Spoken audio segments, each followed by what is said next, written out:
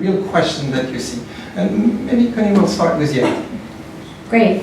Well, we work with about 200 corporations, and they're Fortune 500 companies that are looking for innovation. So I do think it's real, and we've only been even though Plug and Play has been in existence since 2006, we've only been doing the corporate innovation piece of that for the last 5 years. So what happened was, all of a sudden, so I heard a little bump in 2008 where venture capital wasn't so readily available, but all of a sudden, corporate capital was available. So like they wanted to look at things that were potentially going to be things that they could acquire or potentially disrupt what they're doing. So we started to work with these Fortune 500 companies, and I think it's a very real thing. I think that everyone is looking for an external path, an external pipeline of what's available. Like when Airbnb has sold their 10 millionth room and hasn't cleaned one of them, that became very disruptive. Like the hotel industry didn't really see the impact of that. So they were thinking, well, this is just one example of how we potentially got blindsided. So I think it's real, for sure. I think corporations are investing in it. I mean, just by virtue of the fact that we have over 200 corporate partners that are just joined us in the last 5 years, I think that it's a very real topic. And I think that even though they may be percolating things internally, they are also looking at what's being developed externally. So yes, I think. But do you think it's going to save those corporations? I mean, Hilton didn't see, or Accor didn't see Airbnb. I remember at TED in 2013 when I tried the first Google car. It was crazy. I was yelling in the car, and I remember having a conversation with the CEO of Renault at that time, say, "Hey, look," and he said, "Google is never going to make cars. It's not their job. They will never know how to do it." And actually, I remember when I was at BNP Paribas, we were like, nah, we've been here forever. Banks are not going to be disrupted. We have agencies, we have people. I disagree with that. Right? As a bank, no, we're way open to disruption. Okay, cool. So so you're open to disruption? Massively. How? Hands up here says money's important to them. Yeah? Perhaps you don't think your money's important to you? Oh, let's come and talk. Where do you keep your money? In the bank. Crypto. And there's the disruption. That's a good example. Yeah. Under my mattress. Whoever wants to go to the bank to see their money, even though it's very important to them. To see it? No, you never want to go to the bank. No one ever wants to go to the bank. So how you engage your bank changes. So I remember as a boy growing up, I grew up in Dublin, my father had companies, and on a Friday he would go to the bank, meet the bank manager, they did their banking business, and he knew each other, they'd swap Christmas gifts. And I think if I ever had children, I explained that to them, they probably think my father is insane. So we as a bank, we look at, we partner heavily with companies like Stripe, we have big partnerships with MasterCard, we're a MasterCard bank. First Data, we run an accelerator with, because how you access your money, how you engage with it, how you engage your finances will change. And crypto, exactly, what is the definition of money is changing. So, and how we exchange value is changing. So as a bank, we've got to be very, very much ahead of that. Our digital platform is one of our biggest, right now, things that we need to fix, because we bank, as I said, we bank over half of all the startups in the United States. That means our client base are mainly entrepreneurs, they're very forward thinking, they're very digitally savvy, so they expect a different product. And we as a company, to stay serving that market, must stay ahead of it. And particularly as entrepreneurship and these startups become more core to any economy, other banks, such as a bigger bank like a BNP or a Goldman, will suddenly see this start coming into our pool and want to share our business. Alessandro, how do you view this? I guess this is a subject that exists, and for lately BNP Paribas, so the same people that are saying we were there, since two centuries, and we will be there. L'Atelier, as an innovation studio, it's 40 years that says you're going to be disrupted. So again, we are that catalyst in the middle that says things are going to happen, behavior is going to change, attitudes are going to change towards the banks. Be careful and start doing things and test things with external solution, but also with internal solution that you might imagine for your clients. That's why we're here. That's why we change also our activity model. So when you you arrived here, I think your mission was more to understand what was going on, to transfer this knowledge also to France, to Europe. Right now, here we're serving Bank of the West, which is part of BNP Paribas. We're running an accelerator with them, which is FinLab, starting in March, by the way, startups. And again, we want to find solution and execute them into a real business model, because we do believe disruption is there, and it's gonna, show up every day and every day more. So crypto is maybe the next way. Jay, you're more on the startup side, but a lot of corporations came to you to invest in Partech. How do you explain that? What are they looking to do? Yeah, so a little perspective, context, I guess. So the things that really jump out for us is, our view is that, if you don't innovate, you'll die, and it's the classic conflict in the world. And I think every industry is going through that fundamental shift. And so if you don't sort of embrace the culture of innovation, the culture of automation, and all the things that are going on that we're living and breathing here, whether you're a small startup or a corporate or a VC, you are exposed. So that's the context. And so in regards to the corporate question, I think fundamentally it comes back down to alignment.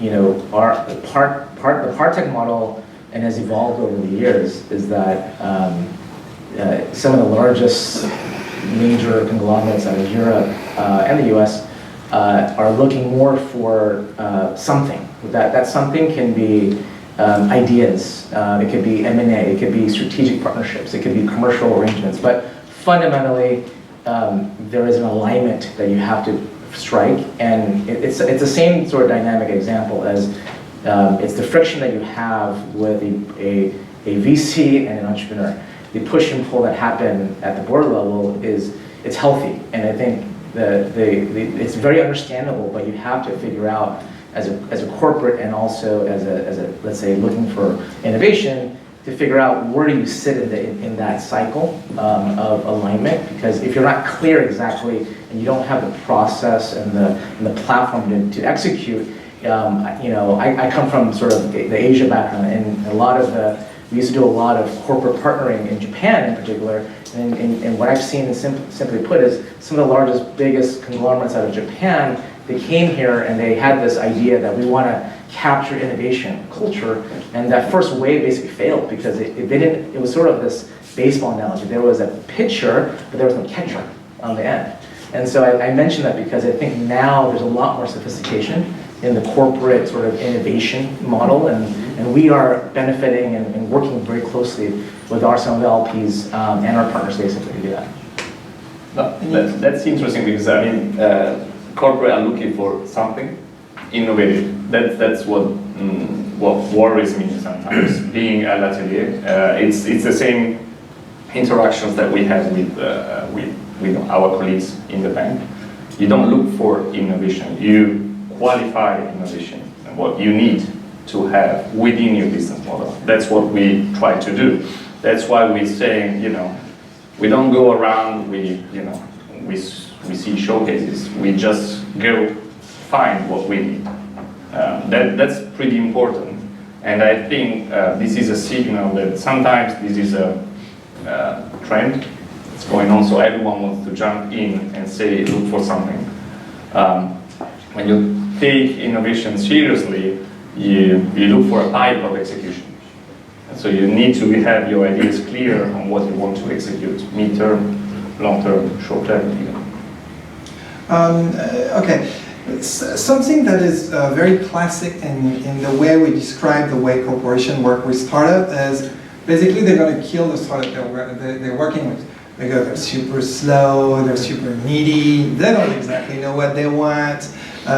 You don't exactly know how to or who to talk to in the corporation. So we see a lot of startups who are like, yeah, no, I don't want to work with Unilever or P&G. They're too big. They're going to kill me. They're going to slow me down, and I'm not going to focus on the everything. What is your take on that? And have you seen good practices? Maybe. Yeah, so this is a real problem, right? Because startups, you know, we always say, you know, a quick yes or a quick no is better than a long maybe, right? A long maybe will kill a startup.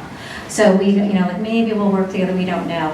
We have a lot of examples, funny stories, I guess we could say, you know, we have like a big car manufacturer comes in and they want to work with a startup and they give them a 40-page MSA agreement. That's a killer. We go, we can't do that. You need to boil that down to 2 pages if you want to work with a startup. So we try to give them some best practices, things that, you know, they don't have a team of attorneys to work with. They want to work quickly. So, so to your point about, you know, not that they're just, we have corporations that are just looking for innovation. They have specific technology interests, and hopefully there will be something that they can integrate into something that they're maybe already building. Or there's like the moonshot out there that they're going, that's pretty interesting, and maybe it doesn't fit, but it's nice to know that's on the horizon. Maybe that's over the horizon, we don't want to deal with it right now. So, so we do try to have some corporate best practices, and like I said, we go to, you know, quickly get back to the startup. Let them know if you are not going to be working with them. Let them, if you're going to work with them, give them a 2-page MSA, you know, agreement to work on. We also encourage them to do something. Remember, we have these our model is that we put them together in these technology deal flow sessions. So the corporate comes in with their team, they tell us what they're interested in, we'll bring in 4 startups, they'll meet. How they engage is really up to them. But we also run an accelerator program with them for 3 months. So they'll identify startups and they'll work for 3 months with them. That is such a great way of working with a startup because they can look at the entrepreneur, look at the progress that they've made, and they can work together in kind of a non-binding way for 3 months.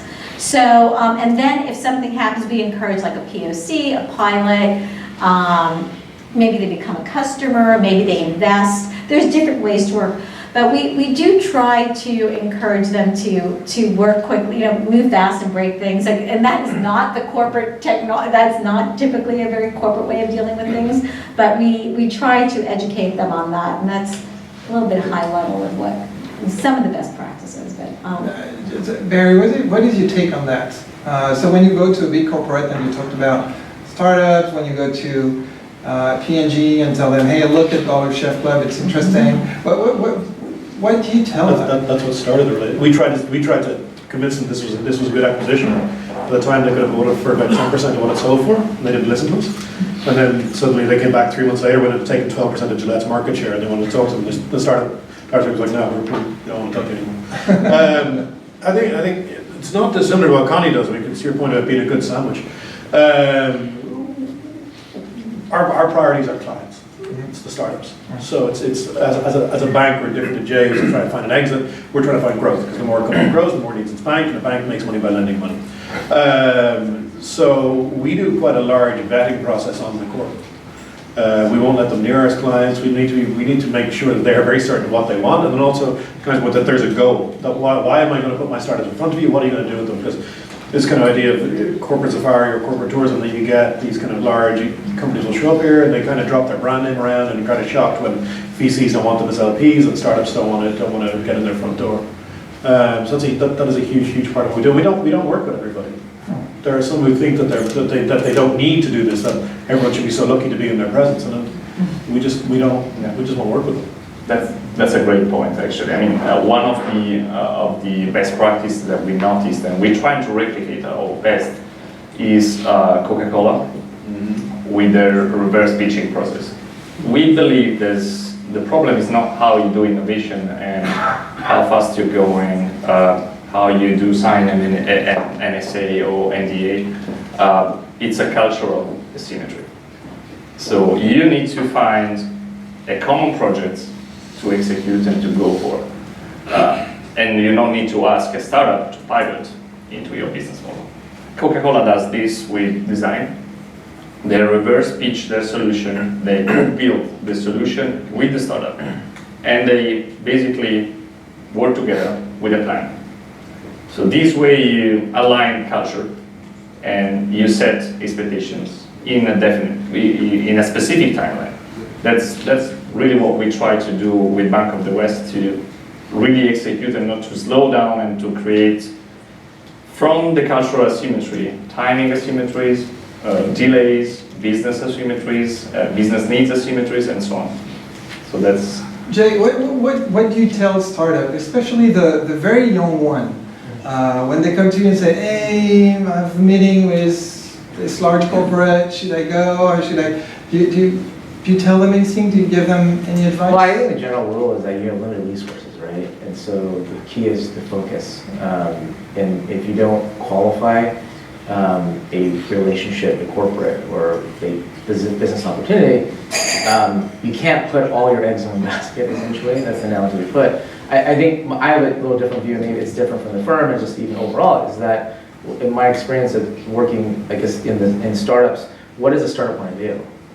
It's you want to build something that's very disruptive and very category defining, and essentially you're trying to assemble people instead of the sandwich line. I put the train. You're trying to assemble people on the train, and as a corporate, one of the people that you want to be assembling, and there might be an alignment. I think at times at different stages of evolution, like at the early stage, it may or may not work, because if a company is building, an enterprise technology product, and they have 18 months of runway, or 12 months, those core partnerships just take too long. And so is that the best use of time?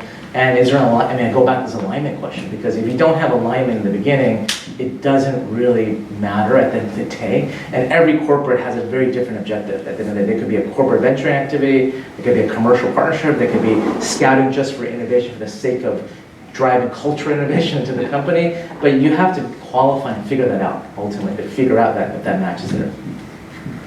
Cool. I would like to come to another topic, which is something we all love, which is flirting. So it seems that there's a lot of places, and more, places where corporations and startups are flirting together.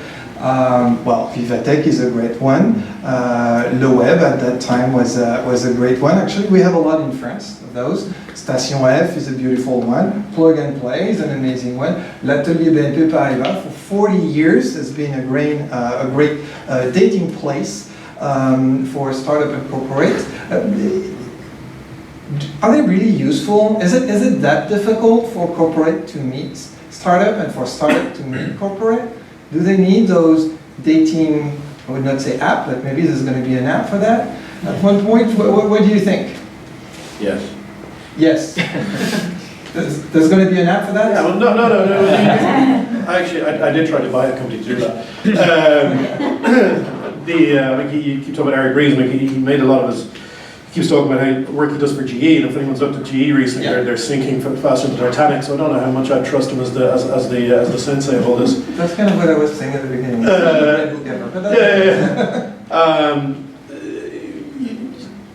Some of the largest American companies, we'll use Procter & Gamble as an example, they're in a city like Cincinnati, which is removed from here, and the opposite coast. The psychology of the company is such that for 150 years they're wonderful, everyone's telling them they're wonderful, it's like the most spoiled child in the world, everyone thinks they're great. So they kind of expect that they can just find these companies and they understand better. The reason that corporates get outmaneuvered, like a Kodak for example, is Kodak invented the digital camera, yet no one here taking a photo of us is using a Kodak product, is that they get too comfortable. And they don't know what to look for, they don't know what can hurt them. And that's why the smarter ones, like a Microsoft, will come here, will put their venture team here, not in Seattle, to make sure that they're plugged into the ecosystem. And they'll look for centers of innovation in the world, like Israel, like Germany, like France, and put teams there. I call this a technology matchmaker right from the beginning. So flirting seemed very appropriate, right? So I think it's important, like to your point, Barry, like we need to have the corporates, if they're located in the Midwest, and we are actually opening up Plug and Play in Cleveland, which people go, Cleveland, like why? But we actually are working with Cleveland Clinic, which is the second best hospital in the country based on USA News and World Report. And you're thinking Cleveland Clinic needs us for innovation? That doesn't make, but it does. Because not everything is dreamed up there. Sometimes you need those external sparks to to have people think differently, not to use the Apple analogy, but I do think flirting, it does work, and we've had companies that came, again, a story from Columbus, Ohio, guy comes, great product, we put him in front of these corporates, he gets 14 pilots. Where do you get 14 pilots in 3 months? With Anheuser-Busch and other, I mean, these are game changers. Now, it doesn't happen all the time. We certainly don't put our very young startups in front of corporates because they're not ready. They're not ready for prime time. They will get eaten alive by a corporate. But we do know what the sweet spot is. We do know when there is, maybe in Bitcoin and cryptocurrency, we've been working in that for the last 5 years. I mean, people are just starting to really engage. I mean, some of my colleagues, I think they're like billionaires. Like, they're already millionaires overnight. I'm kind of mad that I didn't jump on the bandwagon there, but Next one. Next one. But anyway, so what I'm trying to say, I think there is a good place for flirting. I think there is an opportunity to see what's out there on a more of a global perspective. We work with Mercedes in Stuttgart. We have the Daimler Mercedes accelerator that we're running, Startup Autobahn. And Daimler's not afraid of what GM was doing in Ford. They were worried about Apple and Google. We didn't see that, like you said, you know, they didn't see that coming. Those are your new competitors, you know, 5 years ago, Actually, that's an interesting one because we're working with another car automaker who is not as smart and as advanced, and we had a great meeting with a startup, and I will not mention it, and they're saying, oh, we love your product, we're really willing to actually invest in you, but you can't work with any of our competitor. And the founder of the startup, if you do that, you're killing me. Yeah. So, and you see a lot of those actually pattern that are actually not helpful for a startup, but just are really going to kill them. And what do you tell corporate? How do you educate them? You're talking about flirting. Flirting means find the right speech and speak to the right people. Actually, you need to have diversity even within your team to be able to understand who you're talking to. So a startup doesn't want to talk with an old banker like me, and maybe a banker doesn't want to talk with a startup. It's funny enough, in our team we have startuppers, bankers, former VCs, and we try to be able to put ourselves in a position to talk with everyone and to understand the needs of everyone. And I mean, to your point, I do believe it's important to understand what is the final objective of the corporate, of course, but to grant and to guarantee open market and growth to the startup. Again, Coca-Cola, because it's amazing and I'm not ashamed to say that, and we're trying to copy them. Coca-Cola is reverse pitching, of course.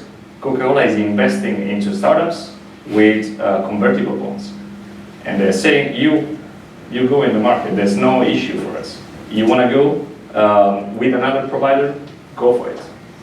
We want to produce innovation at cost of production, and if we are the first one investing in you, we already won that battle. We add up 0.25% on operating margin at the end of the year. We have volumes, shareholders are very happy. So there's no ambition to buy. Speaking of flirting, my grandmother always told my brother and I, shop and try before you buy, and I think that, and I think that's important for corporates. Your grandmother told you that? She was So, but you look at, like, one thing, traditional venture capital is quite easy to understand as a model. You go to your LPs, you raise capital, you put in a fund, you invest in companies, you return an outsized return. That's quite simple. Corporates, in all the years I've done this, there's no two corporates invest for the same reason, even in the same vertical. It's somewhere between a financial and a strategic return, and no two are at the same point. So in terms of why would they buy it, or put kind of that kind of term on one, in my experience, it's very, very bad for the corporate to do that. It shows they don't really know what they're doing, and it's a bad signal to stay away from them. Most startups will pivot at least 7 times from when they start to when they exit. So they may be at point 3 of those 7 pivots, and now you're coming in to acquire. You're basically saying you can't do it, or you can't go to, if you're Renault, you can't go talk to Peugeot. that's going to hamstring a company and probably put it out of business, and word will get around. You know, they're like they're like school kids. They chat, they start to talk to each other, and no one will want to do business with that corporate either. It's very. The only. I mean, if you're going to do that, then you need to do what a GM did. We helped them acquire a company for 1.3 billion. Oh yeah, Cruise, exactly. Yeah. Nice. But they had to pay a massive premium to do that, and that's the only way you'll do that if you want to stop them talking to another competitor. Well, You know, I was just going to add to that. So Plug and Play, we are an open innovation platform, and so back to Coca-Cola, we actually have Coca-Cola and Pepsi in our program. If you could get those two people in a room together, that's pretty remarkable. yeah, that's pretty good. So with Daimler, we started with Daimler Mercedes, but we really believe that in order for the startup to be successful, they have to have the availability to be open. Their technology has to be open to everyone. And we will not, people have asked us for exclusives. Like, will you not, can we cut out this other company? And we're like, no way, because we have to have the startup see everyone. It's not fair to them, because at the end of the day, we want the startup to be successful. So now Daimler, we have BMW and Porsche, all in that same in that startup Autobahn. And you know, would you ever think that everybody would sit at the same table looking at startups? And it does happen. It can happen. Jay, any? I mean, the analogy I would say is, yes, I would promote flirting from a corporate perspective with startups. Don't do it too long, because then you'll be the person that is viewed as with a bad reputation of just flirting. Yes. I think it's very clear. I think the analogy would be flirt for the intention of dating, for the intention of marriage. I mean, that's the general path for, because if you're a corporate trying to figure out what your mandate is, whether it be investing or other, you don't know what's out there. And so the idea is go out there and meet as many people and then figure out what are the key mandates that you're looking to do, and then you get top to bottom level sponsorship, and then set up an organization that allows you to do that, whether it be you could be partnering up with VCs, you could be working with startups, but you have to figure out that roadmap, because if you don't have that, then you typically have the corporations that go through the 2-3 year management shuffles, and maybe that CEO says, oh, let's do the corporate venturing thing, and then it turns around after 2 years, and then it starts from scratch, and it's a cycle that never really changes. And so the idea that we, you know, even for Partech perspective, I'll share with you, we have some of the largest conglomerates that work with us, and quite frankly, it's because, you know, in terms of the opportunity, there's no other choice.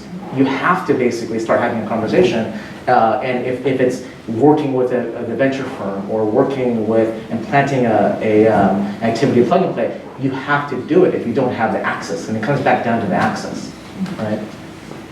Great. Well, our time is up, and it's time to open the floor to questions, comments, remarks, drinks, flirts, dating. Yes.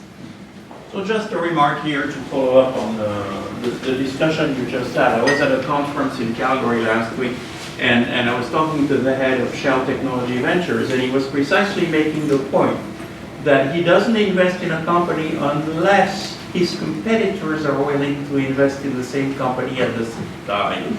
That is what spreads the risk and assures him that other people who have a different perspective on the same industry, oil and gas in that case, are also judging that technology startup to be worth of putting money into it. I'm just offering that and wondering if you have any reactions to that. I think the better corporate VCs, when we work with a large spread of them, using Qualcomm as an example, Google's probably the biggest corporate investor in the world, followed by Intel, followed by Qualcomm. Qualcomm's whole mantra, you were talking earlier about kind of innovation, and the ones that we see getting it wrong are the companies that view innovation like Q Branch in the Bond movies. There's like a bunch of guys in a room doing crazy stuff, and then they bring it back and it's going to work. That always fails. With Qualcomm, from the Jacobs down, innovation is a key to the whole go-to-market. So the whole point of Qualcomm Ventures, most of the mobile devices in this room are running on a Snapdragon chipset, so they've saturated that market. So it's where do you find your next market? So guys like Qualcomm, they look at drones, what they term frontier technology, drone, server farms, robotics, cars, automotive is a huge thing for them. And look at how they'll invest in that technology. Cruise is a big investor, or they're a big investor in Cruise. had invested in that technology to basically seed a market for themselves to ultimately sell their core product into. And people like AMD and other what you would see as their competitor are quite happy to invest with them, and because ultimately they're growing a market to sell to, because it's a strategic reason for investing. I mean, I would argue that if you think about a big corporate multi-billion-dollar company, if you're looking at doing some kind of a venturing activity, it's a very small, minuscule percentage of their R&D budget. And so if you look at the grand scheme of things, it doesn't, unless you have a measured ROI based on that, I don't know why you wouldn't do it, really. And the comment that you made about Shell, I would just say that that's probably more in the camp of a corporate that is laggard and looking at sort of lemming FOMO investing. If I were to be very, very frank with you, is that if you're waiting for you're waiting for your competitor to validate that there is an opportunity, then you're too late, right? Because at the end of the day, that option's not going to be available to you in what we've seen. That's very. In 2015, Intel Capital's returns are better than Sequoia, NEA, or Andreessen, but their returns go into the R&D budget of Intel, which is $12.2 billion. So it's like hitting a 22 off a warship. It doesn't make a dent to the financial balance sheet of the company. So why they do it is, Jay's exactly right. It's a very different reason to do it. Well, Shell, I think this one is, we want to play a little bit with flirting and dating. At this starting point, to move to open relationship right now. At So this it's part point, of this scary path. yeah. At this point, you want to date and you want to flirt with the best people out there in the market. And if other people are trying to flirt as well, it means that there's a common understanding of the potential. So that's the main point. That's why you want other people to invest in the same solution. VCs are doing the same for spreading risk, but also to test the appetite of a solution from different industry. We do the same. If we do see other banks looking at other startups that we're looking at, we're even more interested. So there's a way of getting access and qualifying. I mean, I would just say to you that the practices that we've seen evolve over time in regards to this panel is that generally, historically, corporates were much more, I would say, tight-screwed about what their agenda was, which is much more aggressive terms, exclusivity. Now, if you look at just venturing and what we see here, if you don't cooperate with the ecosystem, you're not going to get in. That's just, it's more standardized. And so I think that the more alignment is, once you build that trust and those relationships with the ecosystem, you have to play the part to figure out where you fit it. Like the sandwich. Everyone has a part in the sandwich, right? I mean, my objective is I'd like to be outside the sandwich. I want to build the biggest, most unique sandwich in the world, right? And be part of that. And I think as long as corporates and the rest of the ecosystem can foster that and enable that, then that works very well. And that's our whole model, kind of going back to the plug and play with 11 different verticals. We have 60 insurance companies that are just looking at insurtech. So when we have our selection days, we'll have 30 insurtech companies sitting shoulder by shoulder to shoulder. And they're making the decisions on those startups together, and they know who will be accepted into the program. And that validates, again, the technology. And so I think that model works. So it doesn't become exclusive, and it doesn't become like a FOMO situation. Well, it could actually become a FOMO situation because people are like, oh, did you know that so-and-so is doing a pilot with so-and-so? And then that becomes information for the other person to maybe act more quickly. But one of the things that we didn't see coming with plug and play, which is all these corporates, they actually like being in the same room together, looking at the startups together, and they share practices, and there are things that come out of that anecdotally that they really look forward to the selection days to sit next to what they view as almost their competitors, during the regular time. Yeah, we've started doing work with BP on Target, because 20 years from now, there's probably not going to be too many petrol-fueled cars. Yet BP have all these service stations selling petrol. So you put it to a BP service station today, you'll probably spend 10 minutes in the forecourt putting petrol in your car. You're charging an electric car, it's probably 20, 30 minutes. Suddenly you have a captive client or customer for a lot longer in your forecourt. So we've been having to work with people like Target and other retailers, because again, what sells in Singapore may not be what sells in London, doesn't sell in New York. So looking at retailers in those markets, and then seeing what on those forecourts you might be selling to a different kind of customer. Any other questions? Okay, there's two things we like in France, flirting, and I think that's done, and food and wine, and I think that's next. So thank you very much to our panel, and let's keep the conversation going.